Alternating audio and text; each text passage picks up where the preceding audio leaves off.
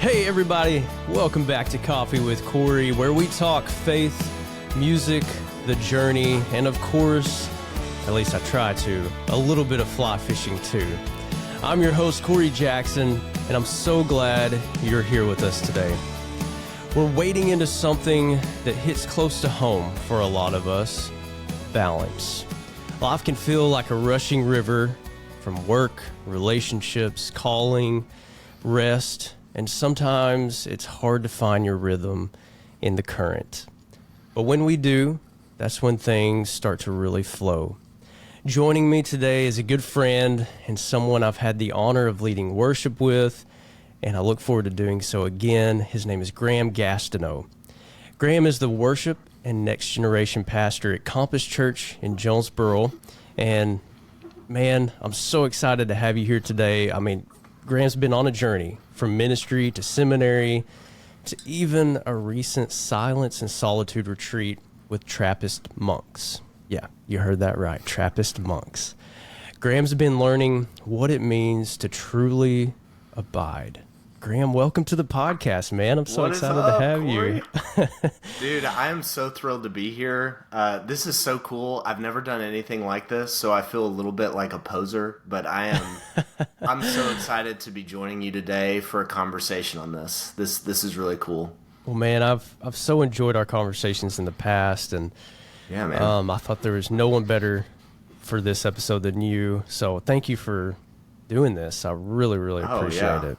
Hey, I'm excited. I'm thrilled to be here. So well, I know you've got a lot going on. It's a busy summer, so I really appreciate this summer has your been time. a blur. I don't know what day it is most days of the week, but I'm here and I'm glad to be here. So well, man, I wanted to start off with coffee. I mean, that's just how we have to start the podcast here. Hey, I was expecting this. I'm excited. You know, me and Chris had talked about how we love certain coffees. Yeah. And we even talked about you and Robbie a little bit. I heard. But I know, man, you are a coffee connoisseur. So tell us well, there may be a couple questions I have here, but what's your go-to coffee? Okay. I cannot just pick one. So I've came prepared with a list. Okay. Let's go. For different reasons, okay? So today, though, I'm drinking Counterculture. Oh, that's a good one. Yeah, because that was the only one that's readily available in grocery stores. I think it's the highest quality that's readily available in grocery stores. So that's what I'm drinking today. Okay. But I prefer Onyx Coffee Lab from Onyx. They're based out of Northwest Arkansas, and there's a local coffee shop that I frequent. Used to be a barista there in a former life, and they sell Onyx Coffee Lab boxes. And so I go and pick up some Onyx Coffee Lab boxes of coffee there. And third would be, this is actually kind of cool. At Compass Church, we recently started a little coffee bar on Sunday mornings. Right. Yeah. And we have been partnering with a coffee roaster out of Nashville, Tennessee called the Well Coffee House.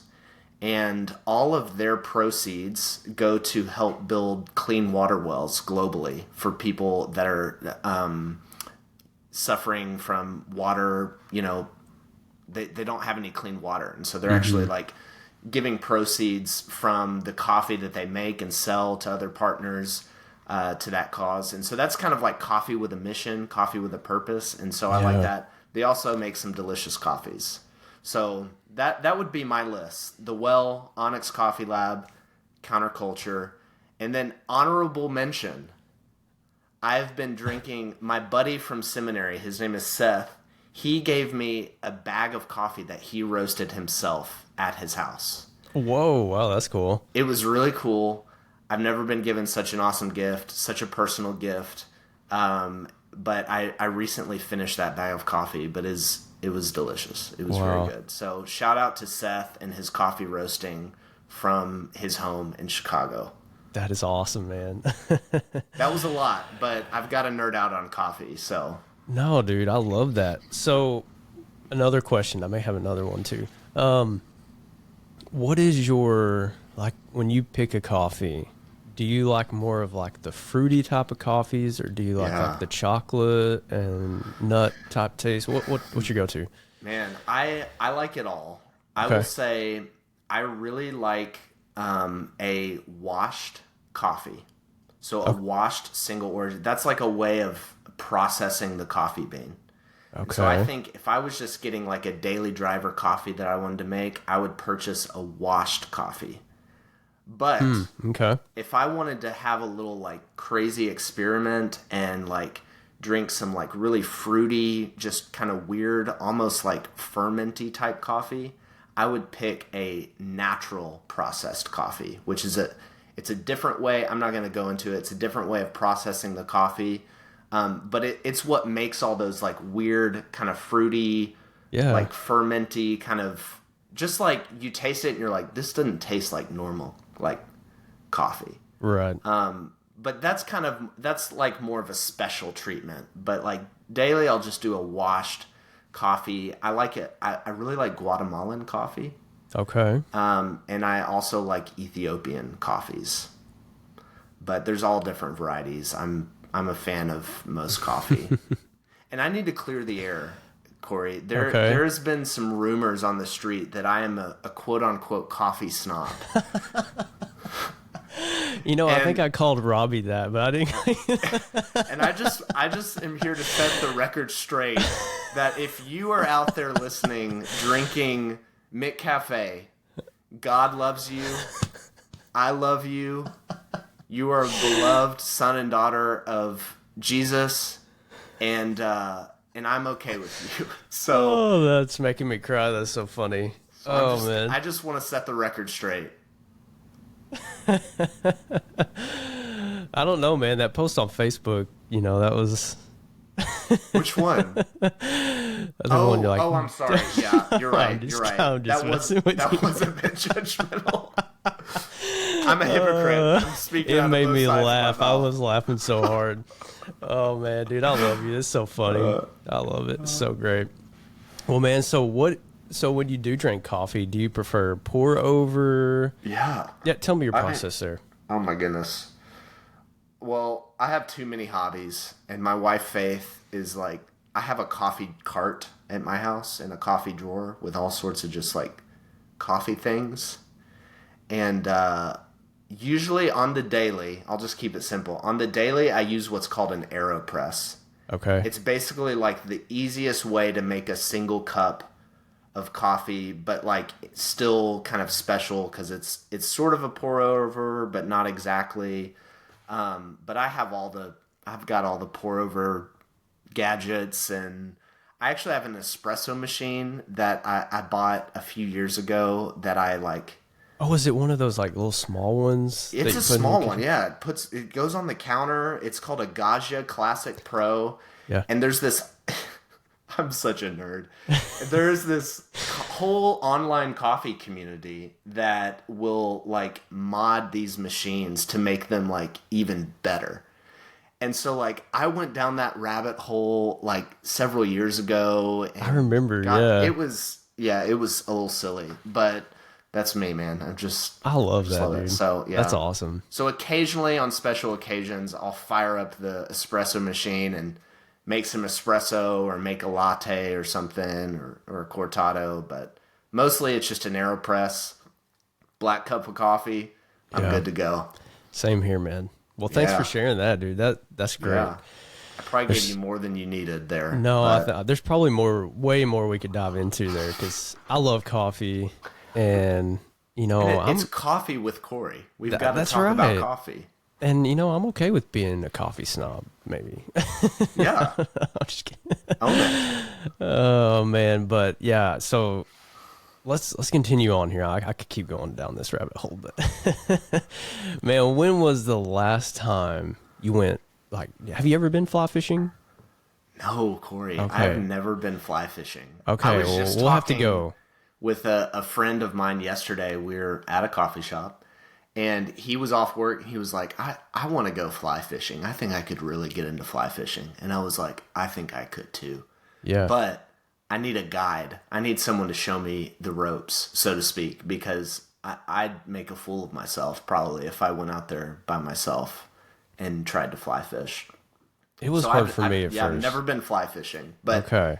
the idea of it sounds awesome. Yeah. Yeah, man. One of the guys that I had on the podcast, Kevin, he's kind of helped me with the beginning of fly fishing, and he's like, the first question he asked me was like, "Do you have patience?" I was Yeah. like, yeah. He's like, "Okay, that's what it will take." And Yes. it is. It's definitely difficult getting started, and I mean, I'm still in that beginning phase of learning everything, but let's go sometime. It'll be fun. I would love that. I really would. Awesome. Yeah, It'd be we'll awesome. plan something. Do you remember the last time you went fishing? The last time I went fishing was actually last summer. My buddy here in Jonesboro bought a little bass boat, and we went out to what's it, Lake Walcott, north of town, and Oh yeah. went out there and got on his boat, and he's still kind of like figuring out his boat, but we fished a little bit, and we didn't know. I didn't know what I was doing. He knew what he was doing, but I was just kind of casting, and like it was fun. We didn't catch a whole lot that day, but it was good Yeah. to be out on the water and slow down a bit and fish. That's awesome. Yeah. Very cool. Well, man, we'll set up a time and we'll start fly fishing. That'd be a lot of fun. That would be cool. Well, Graeme, thanks again for being here today. Let's continue on this journey of the podcast here. Let's dive into segment 1 here, faith and foundation. Yeah. I wanted to just start right here with you, and for those that may or may not know you, I'd love for you to just share your story, where you're from, what you got, or like how you got into music, ministry, and we can kind of go from there. Yeah. Yeah, that sounds good. Well, I mean, my story, there's a lot of pieces of my story, but I'm not originally from Arkansas. I'm a Tennessee native. I grew up in the Middle Tennessee, Nashville area. That's where I was born and raised, and met my wife there, my now wife, and we both went to study at Harding University. And that's kind of how we ended up in Arkansas. We never planned to be in Jonesboro, Arkansas, of all places. But God just opened doors there. That's kind of how we ended up here. But I'm originally from Tennessee. And I grew up in a very musical home. We always had, my dad played piano. My mom early on played guitar, and she had a guitar. Actually, you can't really see it, but there's a shadow of a guitar hanging on the wall. That was my mom's first guitar. Oh, cool. And she played when she was in high school and college, but then she kind of gave it up. But we were in musicals. We did stuff as family. We loved to sing. So I kind of grew up in a musical family a little bit. But also music for me became just an outlet for really being able to, sounds a little weird, but be able to process my emotions. It was just kind of an outlet for me to be able to feel what I was feeling. I could put on a song and okay, yes, this kind of encapsulates what I'm feeling right now. Yeah. And at an early age, I was probably 12 or 13, there was this guy that played acoustic guitar. He was doing some flat picking, and I was like, that is cool. I want to learn how to play guitar. And I got a guitar, I think, that Christmas and started learning. And, I never really had formal lessons. This was right around the time when YouTube was becoming a thing. And Oh yeah. I started just watching YouTube videos and kind of learning from different people that were way better than I was, and picking up some things along the way. But it just became music became a faithful kind of companion for me from a very young age. That was a safe outlet. It was a way for me to process what I was feeling. It was a creative outlet. And so that's kind of the music side of the equation. Yeah. I think God used that in some ways to lead me to use that gift in ministry in some significant ways, and that's a part of that story. The ministry side, though, really came from a couple mentors that I had growing up. I grew up in a very churched home. Things weren't always perfect, but we were there on Sundays. We were there on Wednesdays, my parents made an effort to make faith a foundation of like our life. And so I had two mentors though when I was in high school, or I guess a little younger, that really just spoke into me. That from a very young age, they said, "Hey, I see God working in your life in this way. I think God is going to do a really amazing thing in your life." I mean, just simple things, man. Just spoke words in me and kind of fanned into flame what God was already doing in my life. And by the time I was kind of looking to go to college, I was like, I think God is calling me to go into ministry. And I remember sitting down with my dad. I come from a long line of engineers and professionals, and that had this very, very successful careers in technical fields. And I sat my dad down terrified going to college. I was like, I think God's calling me into ministry. And I don't know what that means. Like, I don't know what that looks like. I'm scared. But I think that's what God's calling me to do. And so that's what I did. I was a business major my freshman year of college, but I switched that right before I started my freshman year to Bible and ministry at a small Christian college. And I started studying the Bible, and that was a journey in itself. But man, it was so cool. Like just saying yes and being obedient to a call that you feel like God's placed on your life, and you're not really sure what that looks like, but just saying yes and being obedient to it, like it takes you on a really fun journey. So man, yeah, that's a little bit music and ministry. That's kind of how I got my start. Obviously there's a lot more to unpack in that story, but I'll leave it at that because I know our time is short. Yeah. So you graduated seminary recently. What was your degree? Yeah, so I got I jokingly say it sounds like a Harry Potter degree. Like if you graduated from Hogwarts, this is what like your degree would be, but it's called a Master of Divinity. It sounds really fancy. It does. That's awesome, man. Yeah, it sounds like a Hogwarts degree. But no, it's not. It's kind of your bread and butter seminary degree. So a lot of guys, if they're going to be ordained in a church, which I don't come from an ordaining tradition, they would have to go to be ordained. You'd have to hold an MDiv, a Master of Divinity degree. I went to seminary because I loved studying the Bible. Yeah. I loved theology. I loved talking about God. I was interested in deepening my well. And by the time I graduated from Harding, my wife was going into her master's, and I was a barista at a coffee shop. And there was an open door to apply to the seminary in Memphis. And I was like, I'm going to do that. I'm going to give it a shot. I'm feeling like that might be a next step. Like if ministry is a thing, like I want to go to seminary. So I started there, and then after a couple years, that was right around COVID, and I ended up quitting there because my wife and I were newly married. She was in a master's program. I was working 2-3 jobs.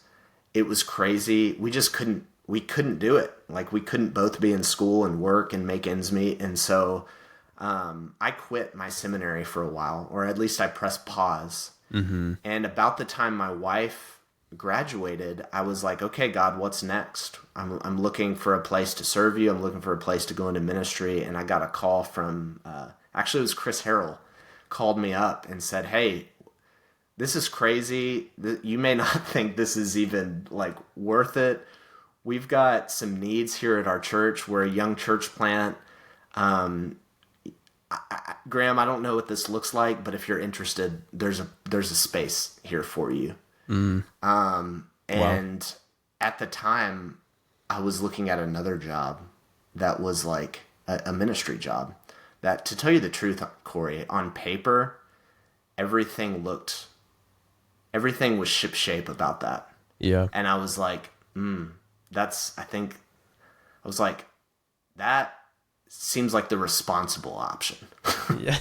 But when I was kind of choosing, I was like, I kept looking behind, and I was like, I want to know what God is doing over there at Compass Church. Yeah. I think there's something really unique happening there, and I want to give it a shot. And so we took a chance and moved to Jonesboro, Arkansas, not knowing anybody.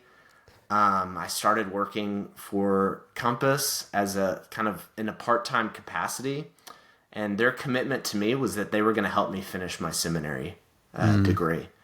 And at that time, I decided I wanted to kind of broaden my horizons and transferred to Northern Seminary in Chicago to finish my MDiv degree.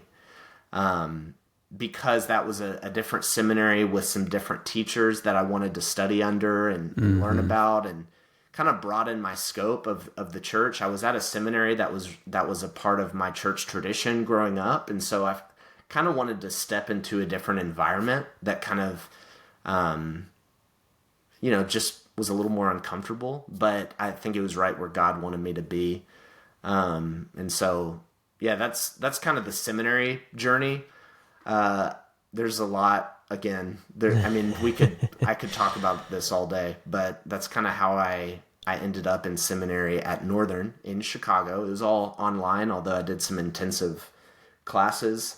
It took me like 6 years though to finish my seminary degree, which is crazy because I'm looking at friends that I graduated with, and they're like doctors and lawyers, and they've having kids, and I'm like, yeah, I just finished my MDiv degree. And so it's just, it's a different, it's like it really is a calling. Like it's something I can't really explain, that is sometimes by the world standards, it doesn't always make sense, I guess. And right. I've just kind of taken my journey though as it is, and tried to be grateful and tried to trust that this is where God has me. So yeah, man. Excuse me. Yeah, man, I know I've had that feeling with my journey, and man, I just see, excuse me, I can just see like how God has worked in your journey. And that, man, that is so beautiful. Like just hearing you describe it, and like how you had prayed about it, and then like just these opportunities that were coming. And I mean, honestly, picking Compass, I remember getting to sit down with you and Faith and the ministry team that time when we first met you guys. And man, we loved you guys. Yeah. And man, I just know you've blessed so many people with what you're doing. So thank you for stepping out in faith, man. Because I know that can be really hard. So, yeah. Wow. Well, thanks for sharing that. That means a lot. And it has been hard in certain ways. Like I've had this is another part of my story that I won't go into much about, but I've had a lot of mental health challenges in my life, and some unhealed things that kind of came out starting in college. But then even when we moved to a new place, didn't know anyone.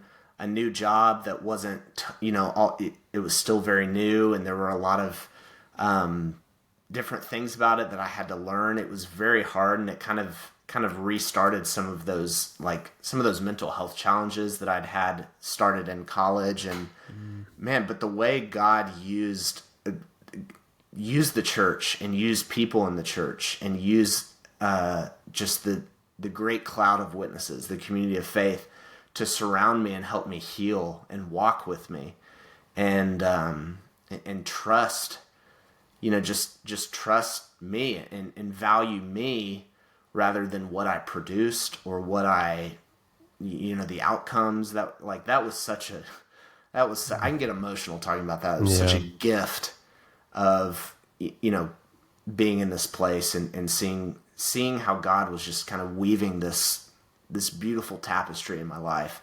And so I'm so grateful for that as well.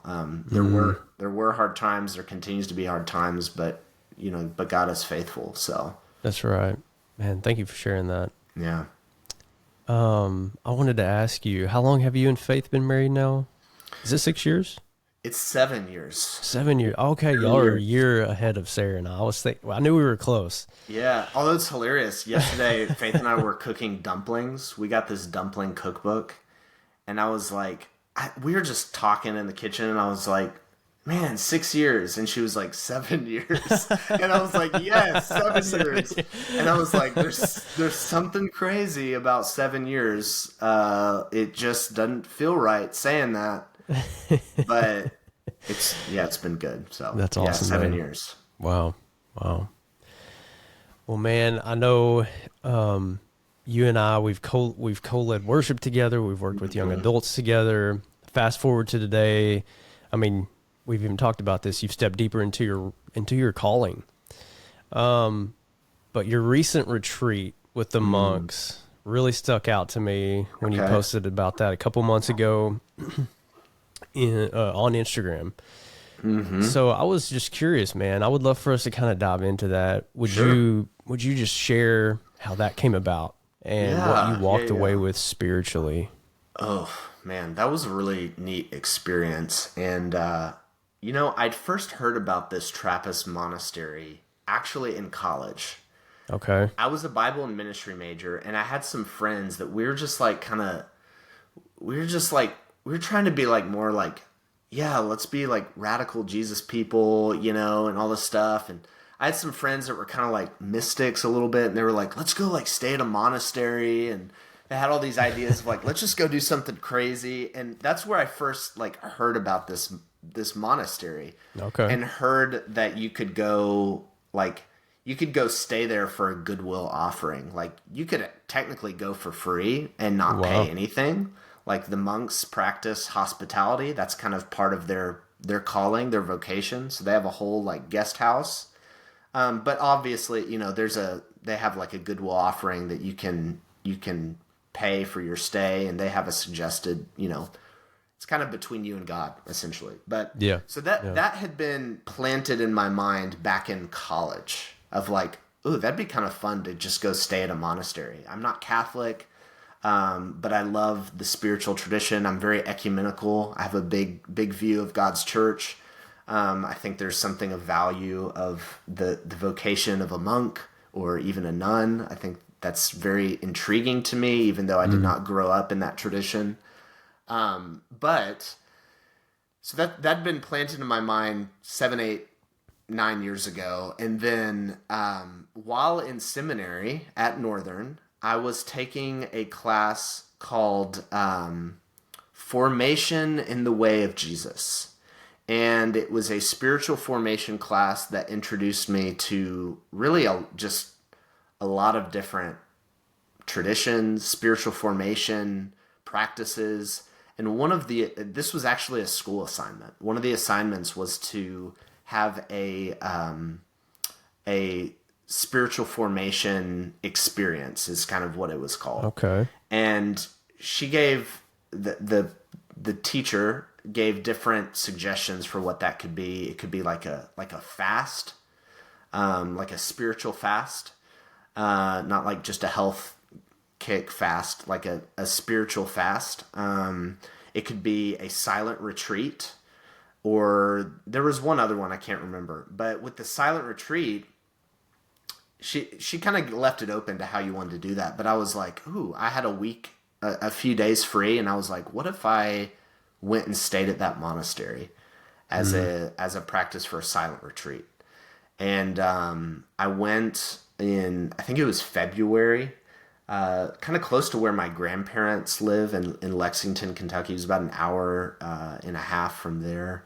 And I drove up and stayed at the monastery. I did a 48-hour, it was 3 nights, but I did a 48-hour silent retreat where I was, I didn't talk. I mean, obviously I prayed, I journaled, I read. There's other retreatants there that were also staying in the guest house, and there's a dining hall, and I ate in the dining hall, but everyone ate in silence, so it was kind of awkward. Oh, wow. So all you hear is a lot of like plate ding ding dong ding ding, ding. Like the plate. People are eating. They pipe in some like very light, kind of calming music. And then there's trails on the property. It's a beautiful property. It's so beautiful there. And while I was there, it actually snowed. And actually, they got like a crazy snow. I was a little afraid that I was going to be like snowed in at the monastery, which actually would have turned out to be a cool story. Luckily, I was able to go home and the roads were safe enough for me to drive on. But it snowed the first full day I was there, and I went and hiked in the snow. And it was such a neat experience. It was very challenging at times. Another aspect of the monastery was you can go into their main chapel where the monks meet and they pray through what's called the Liturgy of the Hours, or some traditions call it the Divine Hours. And basically, before we had clocks, there were church bells, and they have a church bell that rings on the dot, and it's like I can't remember the Latin names, but it's like early in the morning before the sun's up, right after breakfast, at 9, at noon, at 2. I think it's like 9 times throughout the day. Oh, wow. And the monks, they have their own trade. They make different things. Some of them work on the property. But at that time, all the monks gather in the chapel and they pray through the Psalms. They sing and chant through the Psalms. They have like a specific kind of liturgy that they pray through. And I got to go. I chose while I was there to pretty much go to each time the monks gathered to pray through the hours and just observe that. The monastery was kind enough to provide a pamphlet that you could kind of participate as you felt. It was kind of hard at times because I didn't know how to chant psalms. That was so foreign to me. Yeah. So it was a learning experience, but it was just good to get away from the hustle and bustle of life and pause. And I got to tell you the truth. At times, it takes about 24, even to 48 hours. My silent retreat was short by most standards, but it takes about that long to settle in to the retreat mindset, to actually just let everything calm down. I felt the first day I was there, I felt irresponsible. I felt like I was abdicating responsibilities or roles. I wasn't producing anything. I wasn't doing anything. I was literally being. And we are human beings, not human doings. That's and good. So just learning how to be is, I think, so scary for people in modern life. It is so scary because all of our value and our identity is tied up in what we produce and what we do and how many people know us and how many likes we get on social media and all these things. And if you can just kind of strip all that away and find this centered place in God's story where you can hear God's voice say, "You are my beloved." Like, "You are my beloved. With you I'm well pleased." That is a transformational experience. Because then you start to work and live and serve and be out of this place of fullness, out of this place of no one can take that away. Yeah. No one can take away God's loving affection for his children. You cannot take that away. And so if you can just get into those silent spaces, and it does not have to be a monk, it can be or a monastery, it can be in your own hometown, but just finding some time in your life to slow down and hear the voice of God and find that centered place and work out of that centered place is vital. I plan on maybe not doing that I want to do something like that at least every year. A more extended abiding, is just kind of my own personal rule of life of like, I'm going to get away and I'm going to cease working. It's that Sabbath principle. I'm going to cease doing to just be and listen and abide. And that's what I got to do at the monastery. So it was awesome. It was so cool. Wow. What an experience, man. Yeah. Something that, wow, like I've never experienced that, just to fully, that feels so foreign, I feel like probably to most of us. And man, it's like I feel like God calls us to that. Yeah. And I think I posted, like when I posted on that Instagram post, I was feeling very inspired. I'm terrible at social media, but I was feeling very inspired by that experience and I wanted to share it. And so I kind of wrote, I'm long-winded, so I just wrote a lot. But one of the things I put in there is like, yeah, monks in monasteries, and that's so foreign to us. At least to the Protestant mind, it's so foreign to us. Like, and I kind of made the joke of like, when we think of monks, we think of Nacho Libre.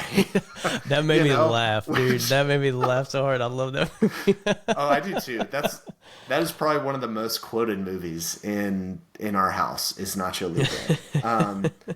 But like, that's the Hollywood depiction of like monks and monasteries that we get, and just being there and observing it. Yes, it's still foreign, but I recognize they use the language of vocation. Like, it is a spiritual vocation and calling. And it's not to be, it's not to be taken lightly. Like, it's, when you're a monk, you go through a rigorous process of, they actually do like mental health counseling, like to make sure you're like sane, what you're committing to. Like, it's kind of like a vow of like, this is my vocation. This is what I'm going to commit my life to. And, I thought about that in the context of any calling or vocation. I think marriage is something that is a vocation. It's Christian marriage is a vocation. It's a vow. I was able to perform my first wedding a couple of weeks ago, and I had so much joy kind of just writing that and revisiting like what is the marriage sacrament. And it really is. It's this vow. It's this calling, till death do us part. And I don't think monks say that, but that's kind of like the same idea. It's kind of like till death do I part. When I was there, that was the monastery where, not Henry Nouwen, Thomas Merton. He's a spiritual author, a very formidable spiritual author from the 20th century. And he was a monk there and wrote a lot while he was there. They had a whole library there that was kind of a bookshelf dedicated to him. So I picked up a book by Thomas Merton while I was there and read it. Profound spiritual author. That's just the kind of book you sit with and you sip on. You don't try and get through. You just kind of read it slowly. And but what was cool about that was like, he was formed there, not all his life, but for a portion of his adult life, he was formed there. He lived there. He was a prolific spiritual author, and he died and was buried there. And really? Wow. Yeah, I visited his grave at they have a graveyard right next to their chapel where all the monks are buried. Okay. And so he was buried there, and just like visiting his grave, a very humble grave. It wasn't anything spectacular, but just to think about that, like, the life cycle, the death, the calling to commit your life to something and to stay put is that is challenging to me and very difficult for me. I'm an Enneagram 7. I don't know if you are into the Enneagram at all, but yeah, I love to do a lot of things. I'm a generalist in a specialized world. Commitment is so hard for me because when the bad feelings come, when you commit to something, I want to run. I just want to run away from it and get out of it. So I'm always kind of seeking the next mountaintop.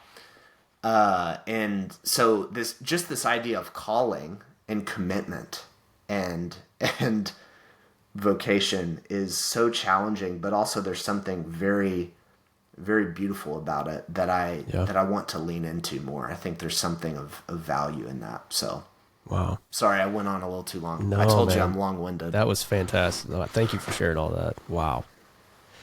A couple questions that I did have for you on this is, what did God show you about balance and identity during that time? Mm-hmm. Well, identity, I think just to kind of reiterate what I've already said, just that, like, living out of that centered place of finding yourself in God's story, finding yourself, hearing the voice of God spoken over your life, trusting God's plan for you.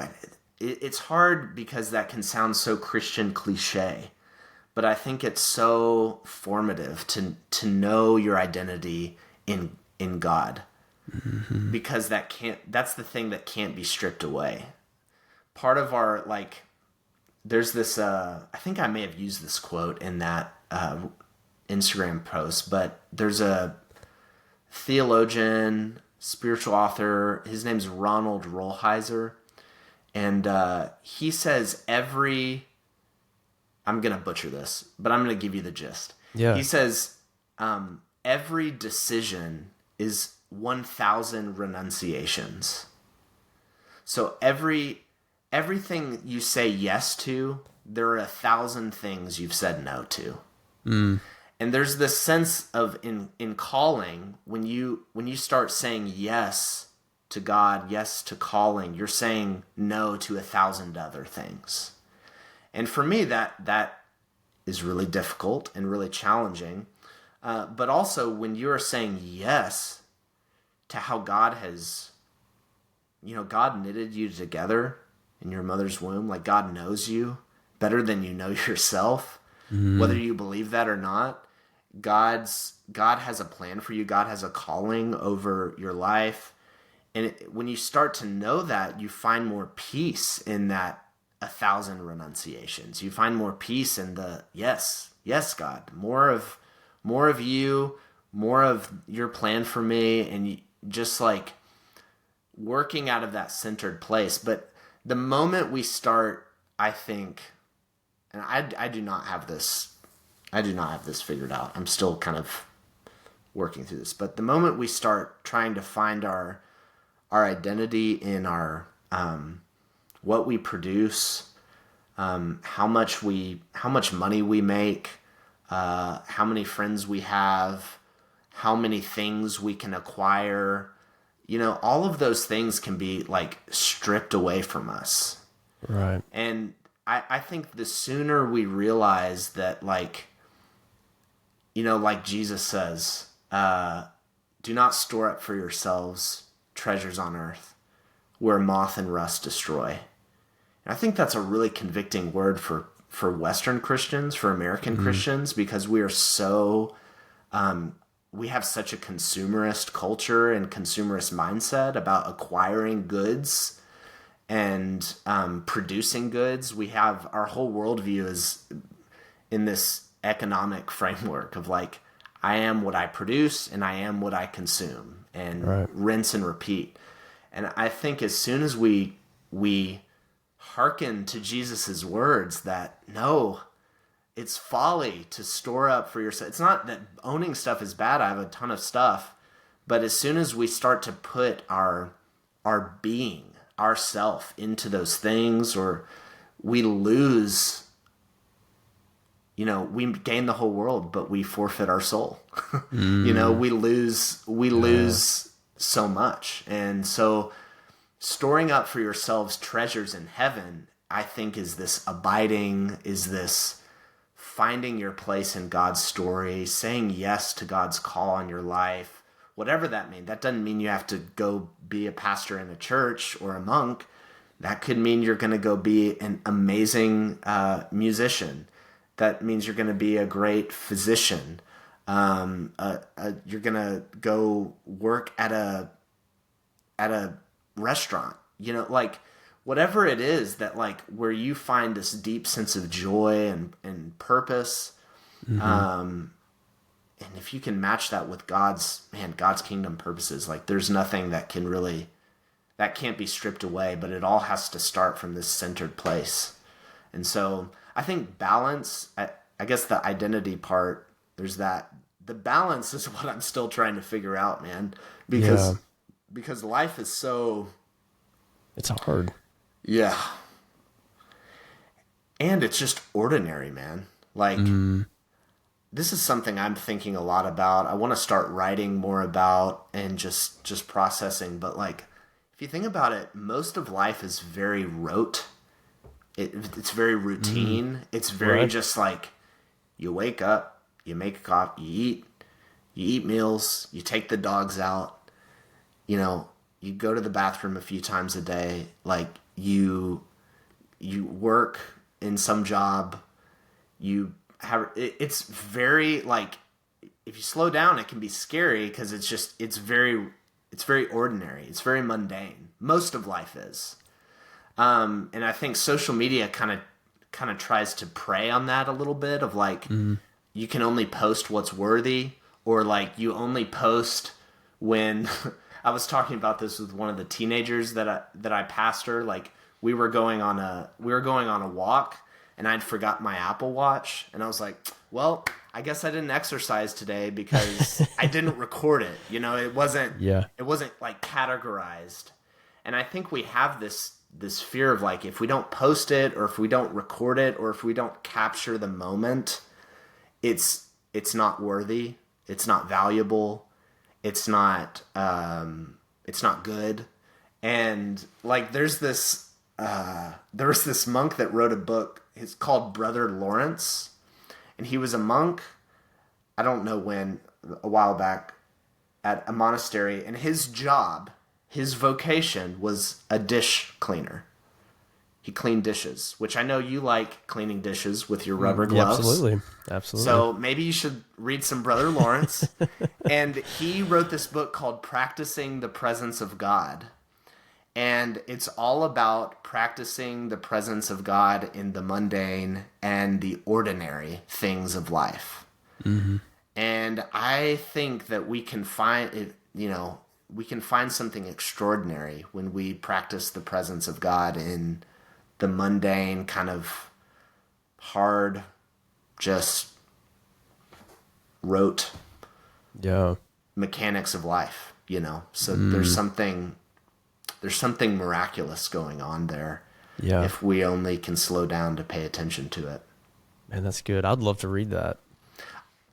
I've only read like bits and pieces of it. I've not actually read the whole book, but it's been recommended to me so many times that it's almost like it feels like I've read it, but I've not. Full transparency. But I've heard it's really good. So we'll put that in the show notes. And what was do you remember the Thomas Merton book that you read? I think it was called Seeds of Contemplation.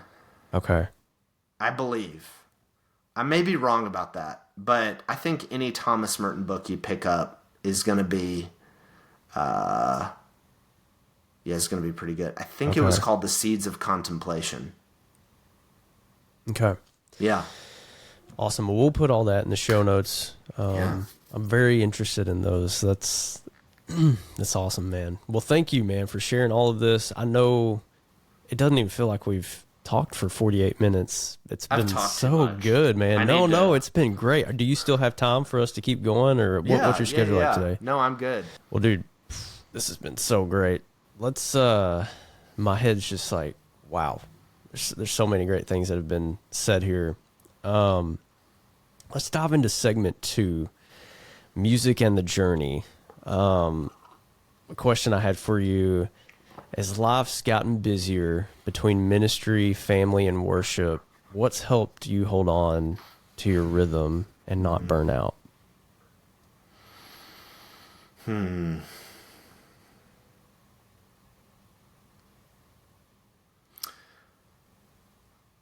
I've been working on developing a rule of life for several years now. And it has changed and it has altered and it has adapted. And I think that's what rule of life's, they've got to be flexible. We have to be flexible because there are seasons of life and things change. But there are a few things in there that I think I've mostly kept and have helped me have some sort of rhythm. The first thing is having just quiet time, about an hour of quiet time in the morning. I call that, so the Greek word, this is a little nerdy, Jesus talks about going into the desert, and the Greek word is eremos. It means like this kind of like wilderness, just nothing's really going on there, but it's going to the eremos. So I have a little note on a little ping on my phone that says like, go to your eremos, EROMOS, like go to your eremos, go to your secret place, close the door, go to your secret place and stay there for an hour. And I'll tell you the truth. I have missed that many days. I'm not dogmatic about it. There have been times where it's not been an hour, it's been 5 minutes. But I really aspire for at least an hour of abiding, and just really,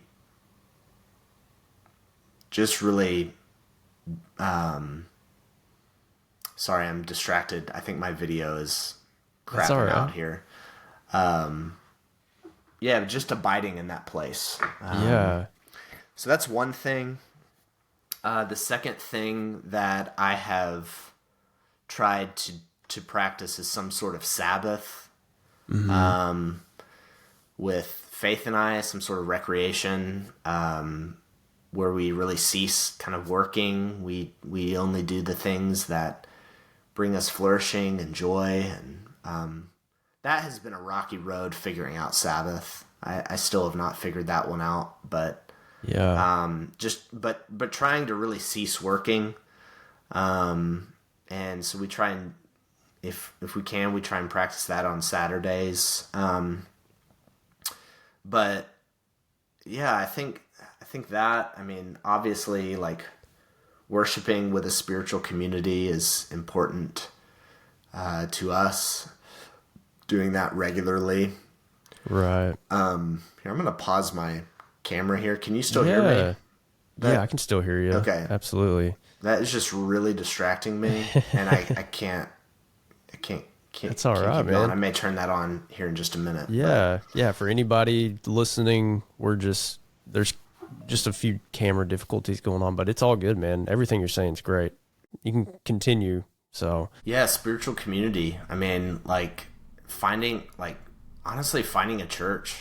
Like, I don't want to be dogmatic about, like, in the South, there's this, like, if you go to church on Sunday and you check off all the boxes, like, you're good, you punch your ticket into heaven. Like, I don't want to be like that, but just the idea of, like, we need people. Like, we live in the loneliest time right now. People are so lonely, and just truly finding a place to be known.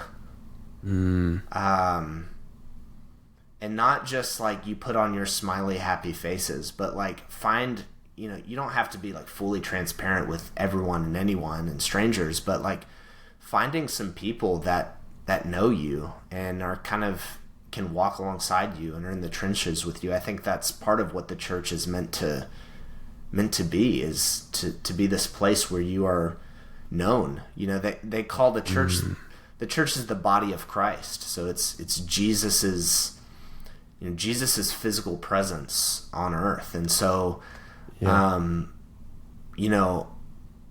abiding with Jesus might also mean abiding with those to whom Jesus has given you. Like, those people that have been placed in your life. And here's the thing, spiritual community is not glamorous. Like, I think a lot of people have these ideas of what community ought to be, and it's those expectations and it's those ideas that keep them disappointed time and time again of the reality of what it is, because you have to deal with people and people are full of emotions, and they're bundles of stories and bundles of anxiety and life challenges, and you just bump when you go into a community or spiritual community, you just bump up against so many stories and things that are happening. And so I think that's another pitch for you have to go into spiritual community in this centered place where you know your identity in God, because if you go in there and you're unhealthy, you can kind of wreak havoc on a spiritual community too, because you're just so. But we need people. I think my story that I talked about earlier, like the people in this community that gathered around me and walked with me in faith in a really, really dark season, just so special, so needed, so healing. We can't do this life alone. And there's something about flesh and blood people. Like, everyone wants to curate their online presence. I do. Everyone wants to have a network of people, but like those that are like flesh and blood that you're literally rubbing shoulders with, that is going to make the difference. Sharing a cup of coffee with someone across a table, being able to see their face and to read their emotions and what's going on in them, and like that is so important in our disembodied kind of world. And it's ironic that we say this right now, but I'm also so grateful for technology, like, because I know you and Sarah moved to Kansas City, and so like just being able to connect this way is a miracle, and it is good. But we need those in-person relationships as well. And so so those are a few things. I mean, balance that's the $10,000 question, of like, it is. How do you find balance in life, man? We all want to find balance. Right. Well, man, thank you for sharing all of that. And man, I just couldn't agree more, because I've seen it change my life about being in community. Yeah. And having those people. And it's hard to be vulnerable with people at first. Oh, yeah. I mean, I struggled with that. But, man, when you allow that to begin to break and step into that and let people that you can trust really step into your life and help you, they want to help you. Right. And that's what's beautiful. We think that we're burdening them, but it's like, it's the complete opposite of that. Man, this is just such a beautiful thing. So thank you for sharing that. Yeah, man. I wanted to tie this kind of thought back in, just like in fly fishing. Sometimes the water's loud, it's rushing, it's chaotic. But if you don't take the time to pause, you'll miss what's happening beneath the surface. So, Graeme, as we enter into segment 3 here, casting it out there, if someone's listening, like their life is out of balance, maybe spiritually dry or just stretched too thin, what encouragement would you give them today?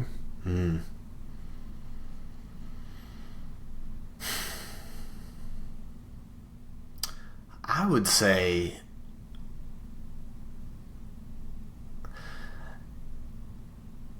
if you are of the faith, if you're a disciple of Jesus, I would say, remember the last time you heard a word from God, and be obedient to that until you hear another word. So in other words, hang on to the last thing you heard God say. Hang on to that and hold that tightly to your heart and hang on to that until you hear something else. Because we go through spiritually dry seasons all the time. And I think that can be a comforting thing even in those really hard seasons, to hang on the last time we heard a word of encouragement or hope from the Lord. And when I say hear the Lord, I don't mean an audible voice. I mean there's a million different ways we can talk about how God speaks, right. and God, God speaks to us, but God is a speaking God. But one, I would say that hang on to the last time you heard a word from the Lord. The second thing I would say is if you're in a spiritually dry season and your life is chaotic and out of balance, I would say if you're aware of that, you are on the right track. I think awareness does not solve the problem. It does not give us a quick fix, but if you're aware of it, you are already winning. You are already moving in the right direction. Because I think the reality, Cory, I think most people feel that their life is out of whack and chaotic, but they've never given words to that. They've never acknowledged that. They've never even said, yeah, my life is out of whack and chaotic. And so I think most people could live their whole lives probably without saying that, because we just fill it with other things. But yeah, just an awareness of that, you're on the right track. So don't lose hope. You're on the right track. And then the third thing I would say is seek out some help with another person. It's back to that vulnerability piece you just talked about. Be vulnerable. And I think that could happen in a variety of ways. That could be a friend that you go have coffee with and just say, hey, like I've had people in my life that I've done this with, like, hey, I don't know what's wrong right now, but I'm not doing good. Like a lot of times I have to feel like I have to have it all kind of like figured out and tidied up and like before I present it to another human being. Yeah. But like if you can just show up and be like, I'm feeling some kind of way. Things aren't right now. I don't know what right is, but things aren't right. Could you help me just process that? That is a huge, huge step in the right direction. Another thing, like I'm a big fan of therapy. Like I've seen a therapist in my life. I've gone to therapy. There's no shame in that. I know there's still some stigma in our culture, but there's no shame in getting literally professional help to process your life. I've been so served so deeply by my therapist. And so that is something that you have the means to do and can do. I mean, like by all means, take advantage of it. Go seek some professional help. And then last but not least, this is my last thing that I would suggest, is my friend, his name's Wesley Hargon. We've been talking and catching up. We went to school together at Harding, and he's recently been certified to be a spiritual director. And spiritual direction is something that, I don't think many Protestants are used to hearing about. It's not quite therapy, but it's not therapy. But it's kind of exactly this question you're asking of like, if you're feeling spiritually dry, go see a spiritual director. And what they do is they don't talk to you. They don't tell you what to do. They don't give you the perfect solution.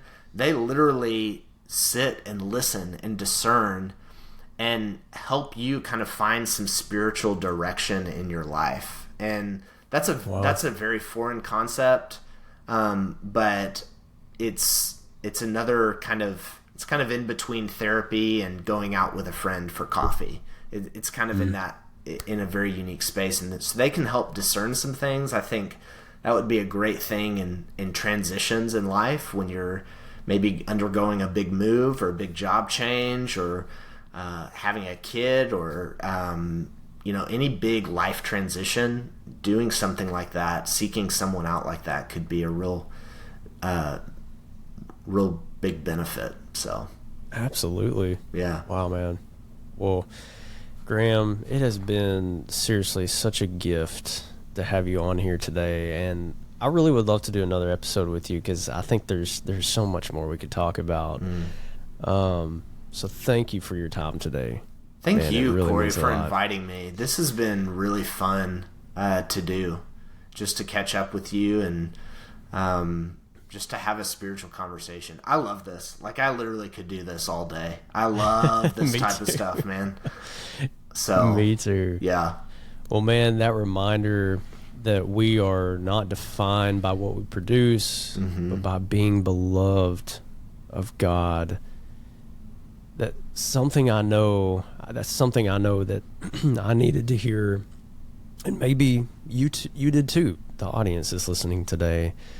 So if life's felt like it's been rushing by lately, maybe this is your nudge to find the rhythm again. Step back, embrace the silence. Remember that Jesus, he's not rushed. And he's incredibly fond of you, like Graeme said earlier. I love that. Graeme, is there a specific scripture that has come to mind for you, whether it was in the monastery or maybe here lately, that you would like to share? Yeah, man, it's hard to pick one. I don't have a favorite. I always come back to Romans 8, and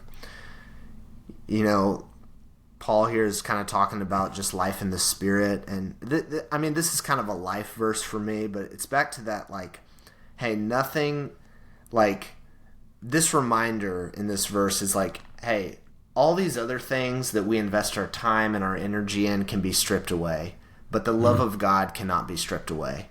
Like, that cannot be stripped away from you. Amen. And so I'll just read it from Romans 8. I'll start in verse 30. Well, in 35, he asks this question: can anything separate us from Christ's love? So he asks that question. Can anything separate us from Christ's love? And we come up with all sorts of excuses all the time. It's like, yes, my brokenness can separate me from Christ's love. My anger, my family tree can separate me. All these excuses, my whatever it is. But in verse 38, Paul writes, and I am convinced that nothing can ever separate us from God's love. Death nor life, neither angels nor demons, neither our fears for today nor our worries about tomorrow. Not even the powers of hell can separate us from God's love. No power in the sky above or in the earth below. Indeed, nothing in all creation will ever be able to separate us from the love of God that is revealed in Christ Jesus our Lord. Amen. Man, thank you. Thank you for sharing that scripture today. Y'all, thanks for tuning in.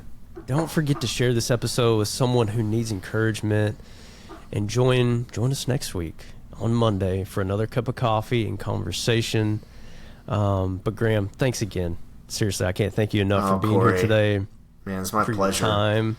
And y'all, we'll see you next time. But until then, keep casting, keep trusting, and keep embracing the journey. Or you might hear us say, yeehaw, amen, and let's go. Let's go. I love it. Love you, Graeme. Tell you, Faith Cory. I said hi. Will do. Guys, We'll see you next time. All right, brother.